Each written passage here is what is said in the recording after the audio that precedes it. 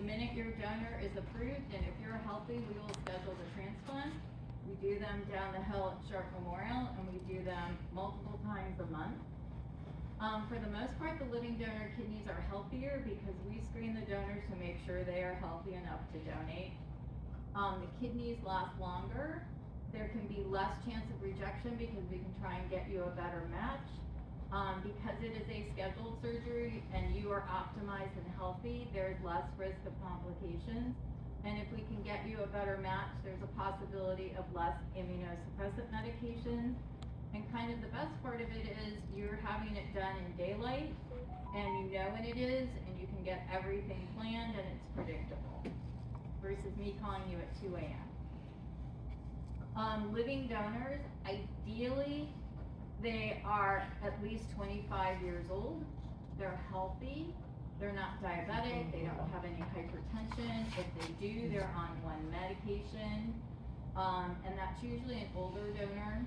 So that would be like probably somebody in their 60s who's donating to their 60-year-old family member.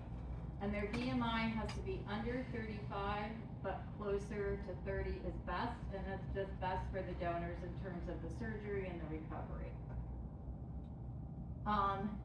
We cannot contact your donors have to contact us. They can call us, there's numbers in the packet for potential donors to call. And then there's a website, which is also in your packet, that the donors can fill out an intake form. And then don't Google the website because it takes you to the wrong one. So if you just type it in like that, you'll get in our intake. We can start initial testing anywhere around the world, but your donor has to be able to travel to the United States. If a visa is required, they need to get a visa. We can write a letter saying, please allow so-and-so to come to the United States to donate a kidney.